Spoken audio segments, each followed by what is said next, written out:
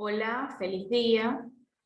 Mi nombre es Carmen Álvarez Flores, la Comisión Científica del Área de Odontología de la Universidad Rómulo Gallegos me ha contactado para hablar el día de hoy acerca de reinfección y vacunas en COVID-19. Voy a empezar a compartir la pantalla. Me disculpan unos segundos.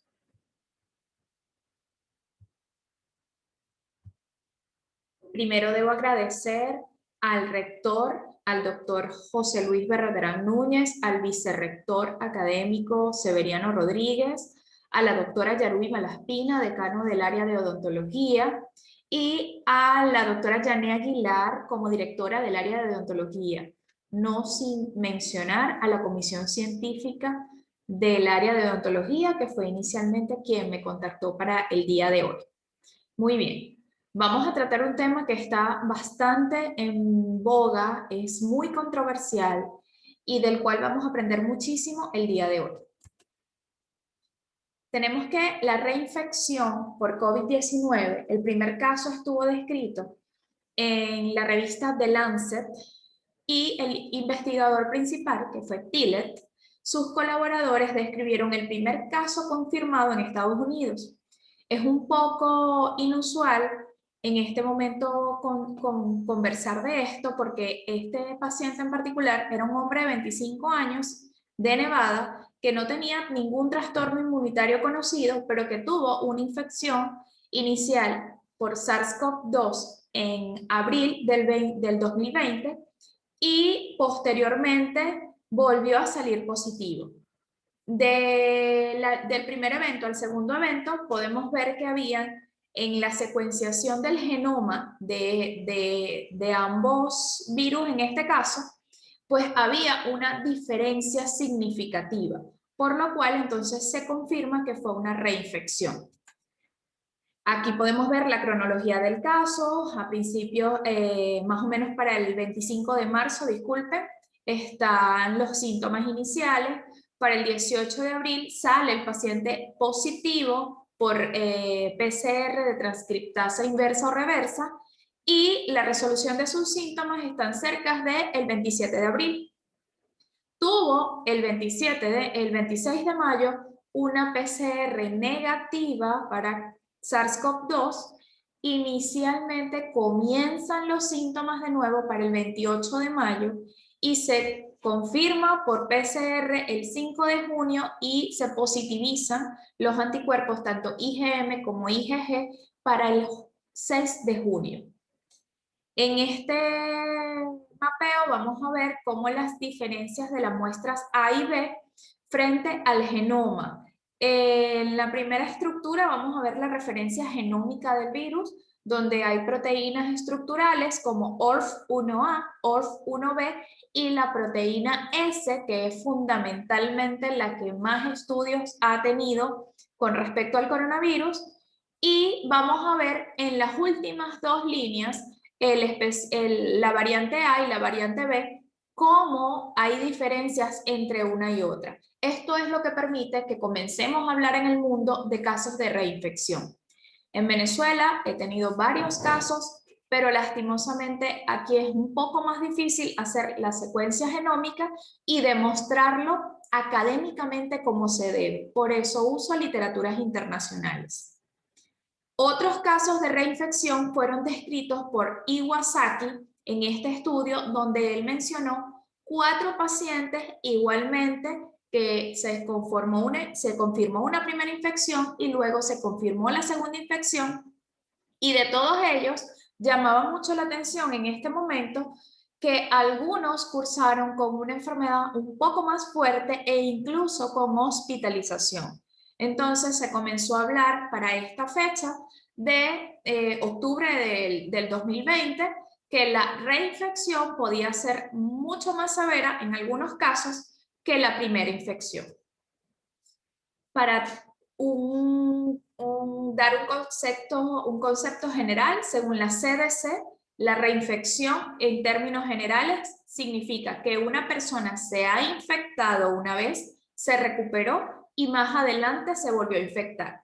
Teniendo en cuenta lo que sabemos acerca de otros virus similares, Es de esperarse que surjan nuevos casos de reinfección y todavía lastimosamente seguimos aprendiendo de este virus. Con respecto a las vacunas para COVID-19, tenemos aquí un enlace del New York Times donde podemos ver las diferentes fases que se encuentran. Hay 37 vacunas en fase 1. Vamos a explicar un poco brevemente. La fase 1 es sometido bajo estudios clínicos donde hay pocas personas, un pequeño grupo de personas a las que se les está aplicando el producto y se vigila, por supuesto, las reacciones adversas, la seguridad y la eficacia. En la fase 2 ya hablamos de cientos de personas que están de manera voluntaria inscritas en estos estudios clínicos. Estudios fase 3, ya estamos hablando de miles de personas y es el paso que necesitan todos los laboratorios para posteriormente ser autorizadas las vacunas, que es el paso que vemos acá, donde hay 6 vacunas autorizadas con un límite, limitadas para su uso, y hay 4 que han sido aprobadas y autorizadas como tal para un uso completo, y 4 por los momentos que abandonaron los estudios clínicos, sin embargo que después que ellos revisen cuáles fueron los errores o en dónde estuvo la falla, pueden retomar su inicial estudio clínico. Con respecto a las vacunas, vamos a describir 4 tipos principales de vacunas. Las vacunas que usan un vector viral es donde se inyecta un virus diferente al coronavirus y que sea mucho menos dañino, que contiene estructuras o genes de la proteína S, que es la proteína espiga del coronavirus, y esto va a desencadenar una respuesta inmunitaria. Las vacunas que usan este método es la de Oxford AstraZeneca y la de Gamaleya, que es la Sputnik 5.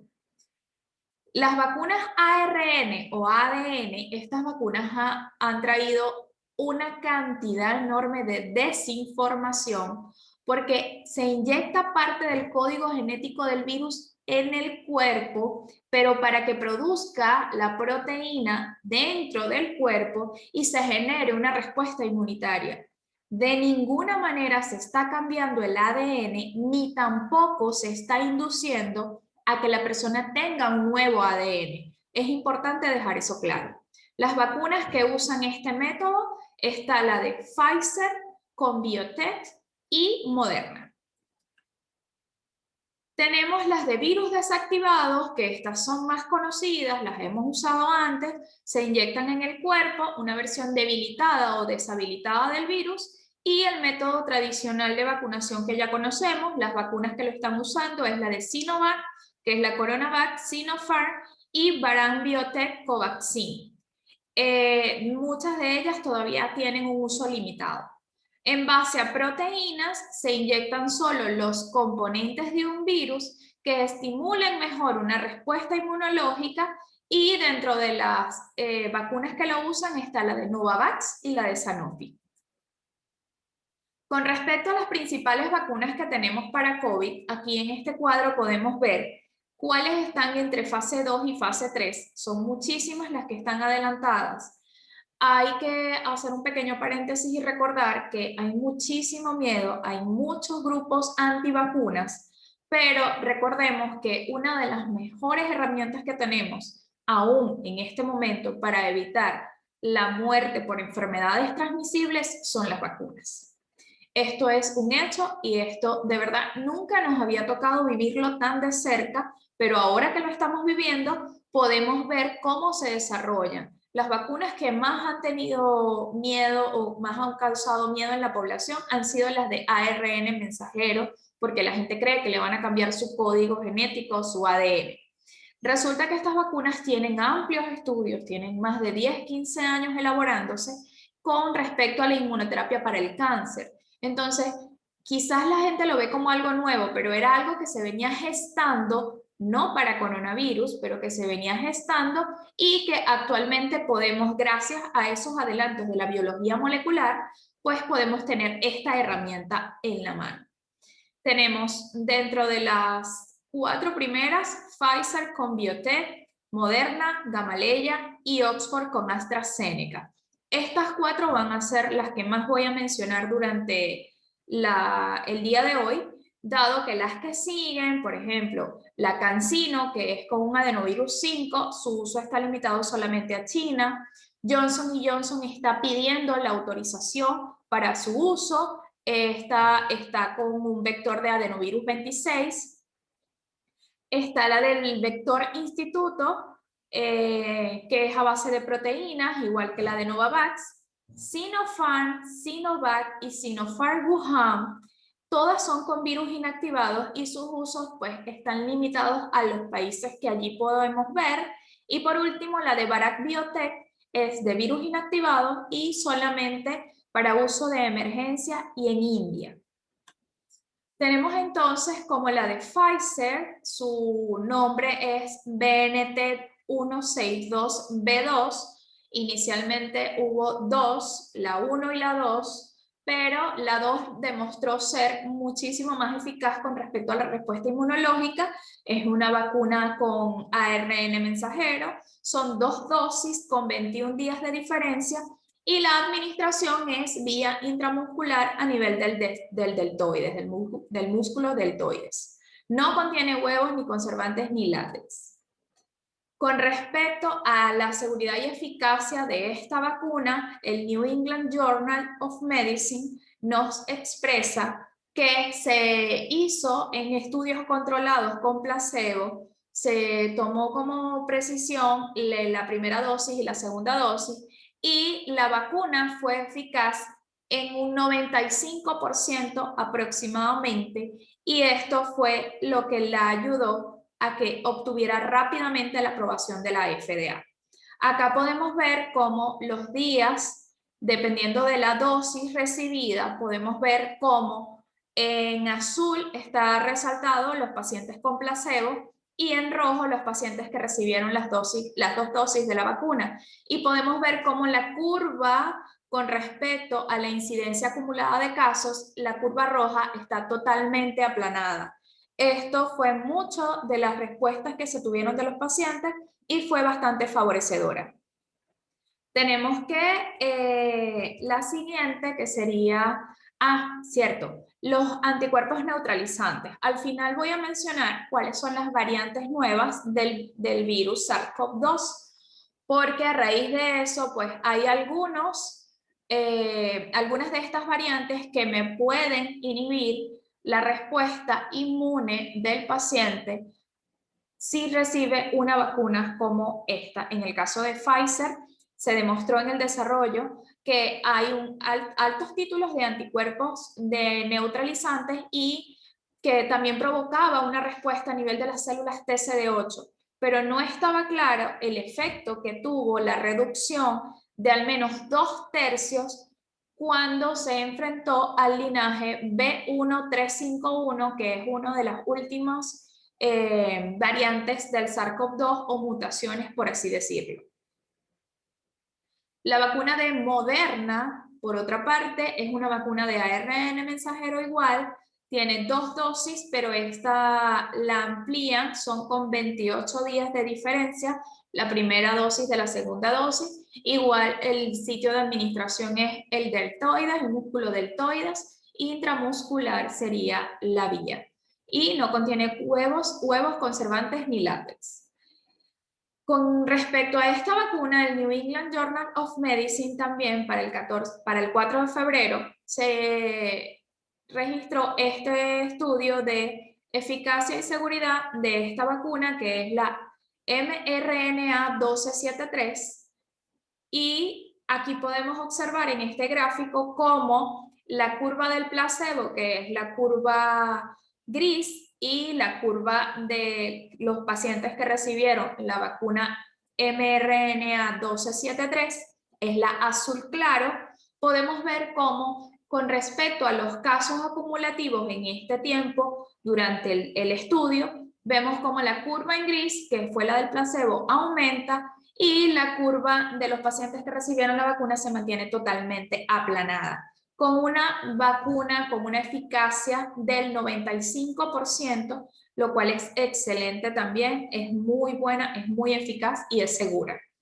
Acá podemos ver cómo la eficacia se mantuvo no solamente en todos los pacientes, tomando en cuenta sexo, tomando en cuenta la edad, si era de 18 a menores de 65 años o en mayores de 65 años.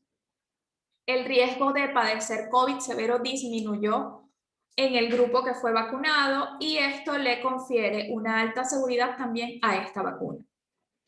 Los eventos adversos más frecuentes de la vacuna ARNM-1273 o la vacuna de Moderna son muy pocos, son dolor, eritema, molestia en el sitio de la colocación.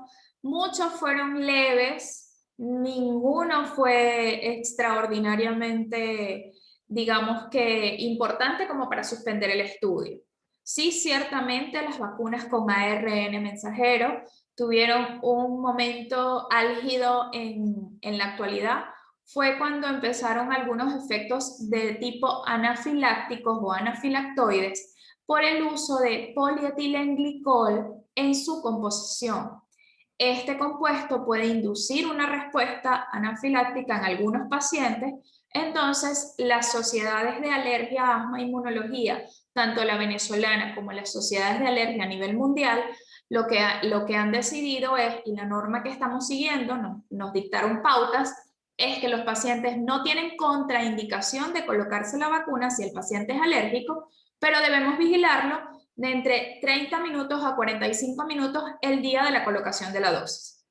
Y los pacientes que sí tienen contraindicación absoluta son los pacientes que expresen alergia al polietilenglicol y ese sí sería un paciente que tendría que optar por otra vacuna diferente. Con respecto a la vacuna de AstraZeneca con Oxford, también conocida como Covishield en India o AZD1222, la eficacia aproximadamente es del 82.4%, tiene dosis separadas por 12 semanas, esto lo están haciendo en el Reino Unido, sin embargo en la mayoría de los sitios están usando la que sea la primera dosis y a los 21 días la segunda dosis. Ha tenido mucha controversia lo de las 12 semanas. Son 2 dosis intramuscular igualmente en el área del deltoides y se mantiene estable en el refrigerador durante al menos 6 meses. Esta vacuna, ChAdOx1 en COVID-19, es una vacuna con un vector viral de chimpancé que tiene un inserto de la proteína espiga del SARS-CoV-2. Es desarrollada en la Universidad de Oxford en conjunto con el AstraZeneca, con el laboratorio AstraZeneca, y la seguridad e inmunogenicidad de la vacuna se evaluaron en 4 ensayos aleatorios en el Reino Unido, Brasil y Sudáfrica, y pues en una corte de adultos sanos y en adultos de 70 años o más. Esta vacuna tuvo una autorización de emergencia en el Reino Unido para el 30 de diciembre del 2020. Es una vacuna que quizás cuando revisamos vemos que la efectividad la colocan desde 60 a un 90%, y es porque en algunas partes, cuando se comenzó el estudio clínico, se usaba una sola dosis. Y después de comprobar que con una segunda dosis aumentaba su efectividad, entonces hubo una disparidad a nivel de los ensayos clínicos. Sin embargo, tiene un excelente nivel de eficacia y de seguridad. En este gráfico podemos ver cómo una dosis baja en azul es mucho menor la respuesta en el paciente que con una dosis estándar, que vendrían siendo las 2 dosis, en los anticuerpos de tipo IgG anti-SARS-CoV-2 con respecto al péptido o a la proteína o a la IgG directamente. Es un anticuerpo del tipo IgG. Con respecto a la vacuna rusa, que de verdad que ha sido un tema bastante político y que no podemos dejar de mencionarlo, la Sputnik 5 o otros estudios es denominada como GAM SARS-CoV. La seguridad y la eficacia de esta vacuna, pues la idea de este precepto fue que primero se inició con un adenovirus 26 y después con un adenovirus 5. Para hacer un paréntesis, se usan dos adenovirus diferentes porque si en algún momento nosotros como pacientes hemos estado en contacto con un adenovirus, nosotros tenemos anticuerpos en contra de ese adenovirus. Si ese adenovirus sirve de vector, nosotros podemos hacer una neutralización total cuando recibamos la primera dosis de la vacuna. Entonces, si neutralizamos en esa vacuna, no se va a dar una respuesta inmunológica. ¿Por qué se usa? Esa es la base del por qué se usa un adenovirus distinto en la segunda dosis, en la dosis de refuerzo. Eso hace que aumente la eficacia y hace que la respuesta inmunológica, si no pudo ser inducida la primera vez, pues se induce en esta oportunidad. En este caso, pues ellos evaluaron todos los grupos desde 18 años hasta mayores de 60, femeninos y masculinos, y tuvieron de verdad una eficacia cerca del 90-91%, y esto pues le permitió que a nivel Rusia lo aprobó muy rápidamente para su uso dentro del país, y algunos otros países lo tienen como autorización de emergencia. Hay que concentrarnos en que es una vacuna que tiene una eficacia bastante demostrada. Estos estudios fueron publicados en la revista Lancet en este año y eso le dio mucho auge y le dio una formalidad a la vacuna. Aquí podemos ver como la GAM-COVID-Vac, que es como también es denominada la Sputnik 5, podemos ver cómo hay una reducción en el grupo placebo, que es el grupo rojo, con respecto a la vacuna que recibió el grupo que recibió la vacuna, que es el azul. Podemos ver cómo la curva se mantiene aplanada, aún después de haber pasado 80 días de la colocación de la primera dosis. Esto habla de una excelente seguridad. Con respecto a la distribución geográfica en este momento, no está aprobada en ninguno, pero se usa de manera temprana, limitada o con uso de emergencia en los países que vemos en naranja, dentro de los cuales se encuentran de este lado del mundo México, Nicaragua, Venezuela, Bolivia, Paraguay y Argentina, entre otros. En Venezuela, bueno, resulta que Venezuela tiene un estudio clínico inscrito, aquí se los traje, lo pueden acceder, pueden revisarlo, y uno de los investigadores principales es un inmunólogo que pertenece a la Sociedad Venezolana de Asma, Alergia e Inmunología. Este estudio clínico se está realizando desde el año pasado. Las primeras dosis de la vacuna llegaron en el mes de septiembre, pero desde el mes de septiembre hasta el mes de diciembre se tuvo que pasar por una cantidad de procesos, digamos que de papeleo, de permisos y sanitarios para poder empezar el estudio clínico formal como se debe. Aquí empezaron a finales de noviembre, principios de diciembre el estudio, y tenemos que el estudio tiene por número NCT 04642339, de esa manera lo pueden ubicar por las páginas de los clinical trials, y tenemos que tuvo una amplia criterios de exclusión y de inclusión. De verdad que se tomaron como criterios de exclusión, no se tomaron a los niños, no se tomaron personas con enfermedades respiratorias, no tampoco las mujeres embarazadas, se tomaron pacientes con PCRs que estuvieran negativas para SARS-CoV-2, con pacientes que no tuvieran síntomas. De verdad que fue muy minucioso, tanto los criterios de inclusión y exclusión.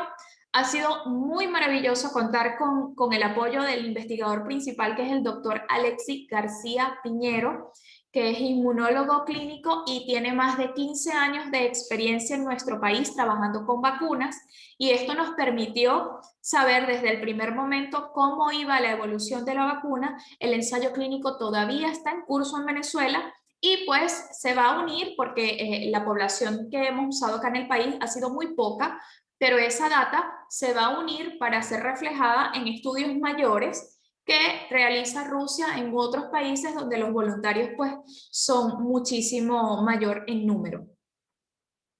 Con respecto a las nuevas incorporaciones, pues tenemos acá como el mes de febrero ha sido un mes movido, tenemos vacunas, una vacuna de Cuba, Abdala, que ya pasó a la fase 2, la vacuna rusa pues demostró su eficacia del 91.6%, médico autorizó el uso de la vacuna rusa en su estado. China, por ejemplo, otorgó una aprobación condicional a la vacuna Sinovac. Una segunda vacuna de Irán ya entró a fase 1. Sudáfrica detuvo momentáneamente los planes para el lanzamiento de la vacuna AstraZeneca. Me voy a detener un momento acá, porque esto sucedió porque notaron que con la variante que hay del SARS-CoV-2, la mutación que tienen en Sudáfrica, la efectividad de la vacuna disminuyó un poco y por eso la detuvieron. Van a esperar a hacer estudios más a fondo para poder retomarla. Hay una en aerosol nasal de Bharat Biotech en India que ya entró a la fase 1, y otras vacunas pues las vamos a ir viendo con el desarrollo del tiempo, como de fase 1 van a pasar a fase 2 y 3 sucesivamente, como les expliqué al principio. La vacunación en situaciones especiales, para que evitemos las preguntas, aunque seguramente las van a hacer.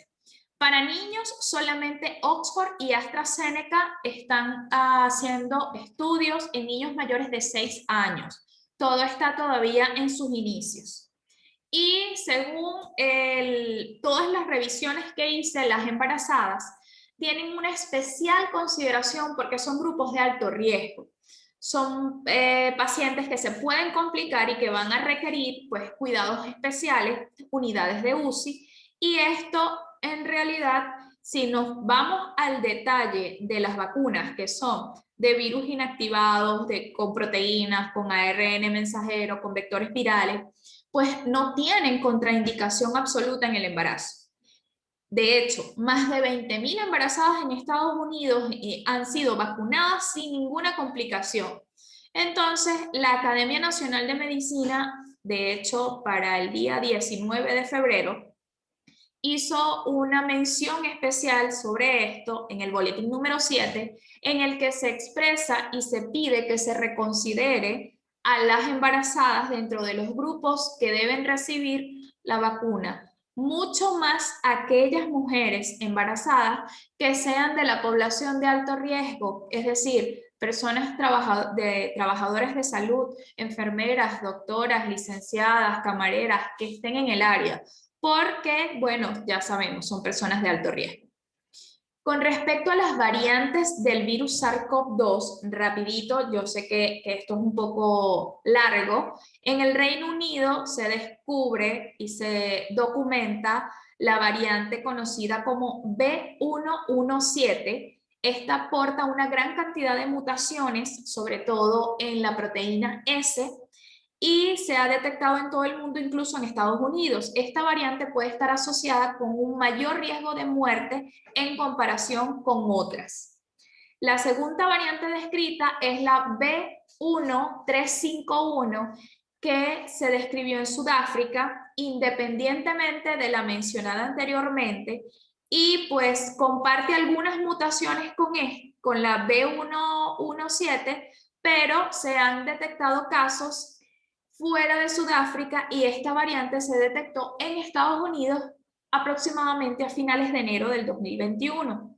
Hay evidencia preliminar de las publicaciones que aún no han sido revisadas por pares que sugieren que la vacuna de Moderna, mRNA 1273, que se usa actualmente en Estados Unidos, puede ser menos eficaz en esta variante, pero de verdad se necesitan estudios adicionales para poder afirmar esto.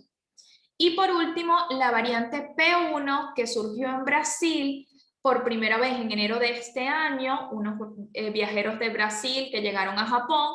Esta variante también se ha detectado en Estados Unidos a finales de enero.